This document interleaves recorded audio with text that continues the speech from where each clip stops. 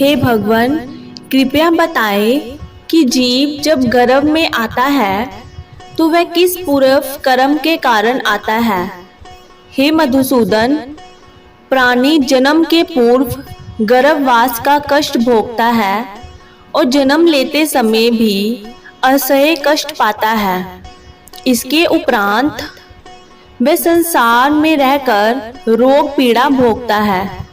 उसे बुढ़ापा आता है, प्राणी की मृत्यु भी होती है। प्रभु जी, कृपया ये बताएं कि वो कौन से कर्म है जो प्राणी को जन्म मरण से रहित बनाते हैं। हे अर्जुन, जन्म मरण का बंधन उन प्राणियों की नियति है जो संसार में लिप्त रहते हैं। ऐसे प्राणी संसार में अनुरुक्त रहते हैं और अर्थात संसार के नश्वर पदार्थों से ही प्रेम करते हैं। वे सांसारिक वस्तुओं की कामना करते हैं। प्राणी संसार की माया पाने की चेष्टा तो करता है, परंतु मेरी भक्ति पर ध्यान नहीं देता। इसके कारण वह बारंबार और अनेक योनियों में जाकर जन्म मरण का दुख उठाता है। हे जनार्दन, सांसारिक माया मोह से मुक्ति तो बहुत कठिन है। माया चित हर लेती है। मन काम क्रोध लोभ मोह अहंकार रूपी विकार से गिरा मदमस्त हाथी है। तृष्णा रूपी शक्ति इसे प्रेरणा देती है।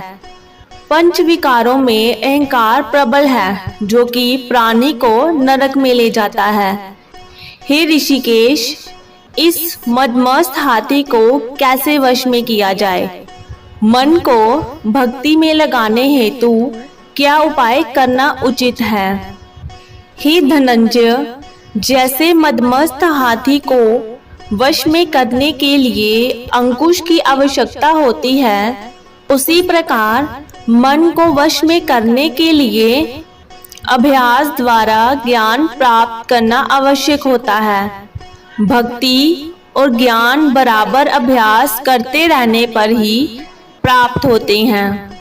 हे मधुसूदन, आपकी भक्ति के लिए कोई वनखंडों में जा रमते हैं और कोई वैरागी बनकर स्थान स्थान पर भ्रमण करते रहते हैं। हे प्रभु, कृपया बताएं कि आपकी भक्ति कैसे मिल सकती है।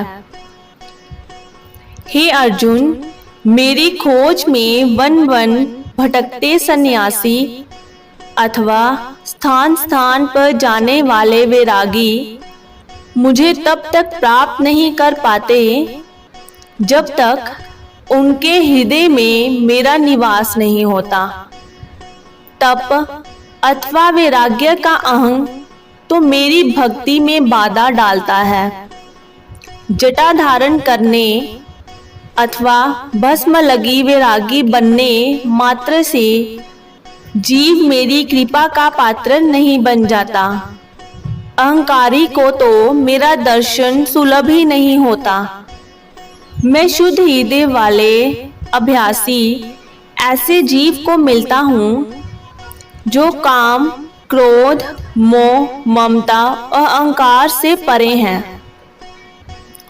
हे माधव, प्राणी पंच विकार जनित प्रवृत्ति के कारण लौकिक जीवन नष्ट कर लेता है।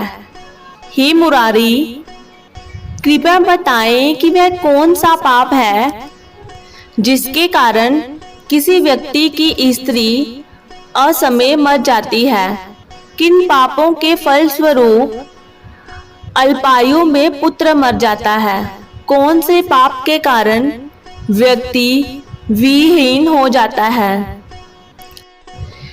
किसी का लिया हुआ ऋण नहीं चुकाने वाला पति या पत्नी हानि का दुख उठाता है।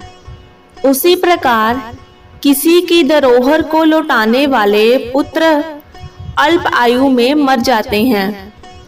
किसी को सहयोग सहायता का आश्वासन देकर भी समय आने पर सहयोग ना देने वाला वीर्यहीन होता है। ये सब भयंकर पाप है जो स्त्री पुरुष एकाकी होकर भोगते हैं।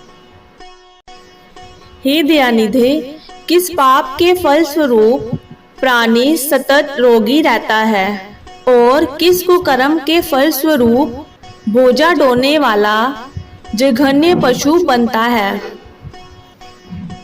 हे अर्जुन, कोई सौभाग्य काक्षिणी कन्या को बेचने वाला सतत रोगी रहता है, अभक्ष्य भोजन और मादक द्रव्य का सेवन करने वाला अधम योनि में जन्म लेता है, झूठी गवाही देने वाला भोजन बनाकर पंचकवल पर स्वयं भोजन करने वाला बिल्ली और सूकर की योनि प्राप्त करता है। हे प्रभु, इस संसार में जिनको आपने धन धान्य दिया है और उत्तम साधन दिए हैं, तो उनका पुण्य क्या था। उत्तम रीति से सुयोग्य पात्र को स्वर्णादि दान करने वाला धन धान्य और वाहन आदि पाता है। सत्य सनातन वैदिक रीति से सुयोग्य वर को विधि पूर्वक कन्या दान करने वाला उत्तम मानव योनि का अधिकारी बनाता है।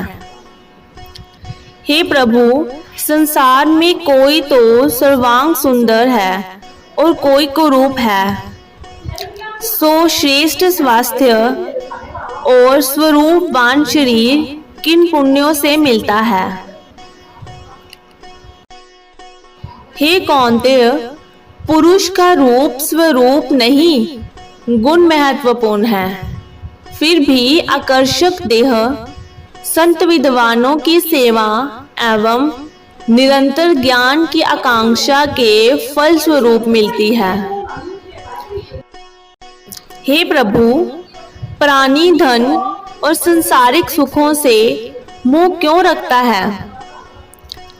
हे महाबाहु, अगर मेरी कृपा से प्राणी वंचित हो जाए तो धन दौलत और संसारिक रूप आदि से प्रीति करने लगता है। यह सब नाशवान है। विवेकी साधक को इसे दूर रहना चाहिए। जो व्यक्ति संसारिक वाहमों से मुक्त हो, काशी, हरिद्वार, अवंतिका, अयोध्या आदि पवित्र स्थलों के दर्शन और मेरी निष्काम भक्ति करता है, वह राजा जैसे संपन्नता और ज्ञान प्राप्त करता है।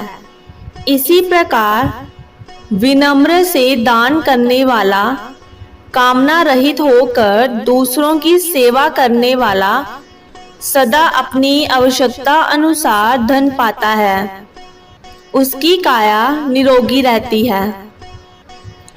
हे प्रभु, प्राणी में रक्त विकार, खंडवायु, अंधा अथवा पंगुपता का कारण क्या है, बताने की कृपा करें।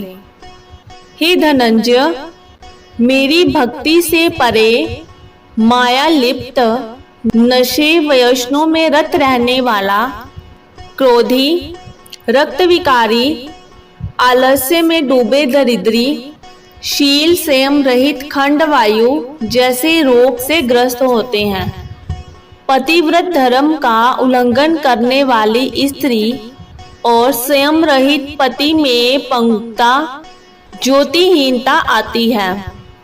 हे जगत गुरु, कृपया करके गुरु दीक्षा के विषय में भी कुछ बताएं। हे अर्जुन, तुम धन्य हो और धन्य है तुम्हारी माता। तुम्हारा यह प्रश्न संसार के लिए कल्याणकारी है।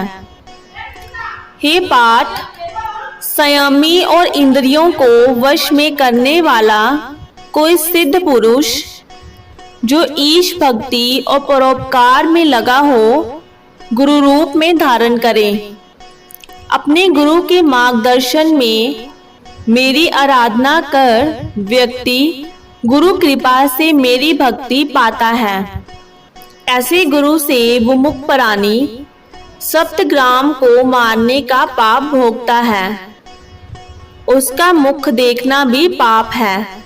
जैसे मदिरा से सटा गंगाजल अशुद्ध हो जाता है, उसी प्रकार गुरुद्रोही गृहस्थ साधक की साधना निष्फल रहती है। ऐसा व्यक्ति कुकर, सूकर, गंधर्व, काक आदि योनियों को पाता है। वह अजगर के समान आलस्य में डूबा तिरस्कार पाता है। अतः गुरु आज्ञा पालक, साधनशील, व्यसन रहित जीवन व्यतीत करना चाहिए। हे अर्जुन, गुरु दीक्षा बिना साधक का उद्धार नहीं होता है। मेरी भक्ति की इच्छा करने वाले को गुरु धारक करना उत्तम है। जैसे नदियों में गंगा, व्रतों में एकादशी और जीवों में मनुष्य तन श्रेष्ठ है, उसी प्रकार साधक की सिद्धियों में गुरु कृपा श्रेष्ठ है। गुरु सेवा का फल अश्वमेध यज्ञ से भी अधिक फलदायी है। धन्यवाद दोस्तों। गर्भ गीता सुनने से हमारे जीवन में सुख आता है। अगर आपको सुन के अच्छा लगा हो तो हमारी वीडियो को लाइक कर हमारे चैनल को सब्सक्राइब भी करें।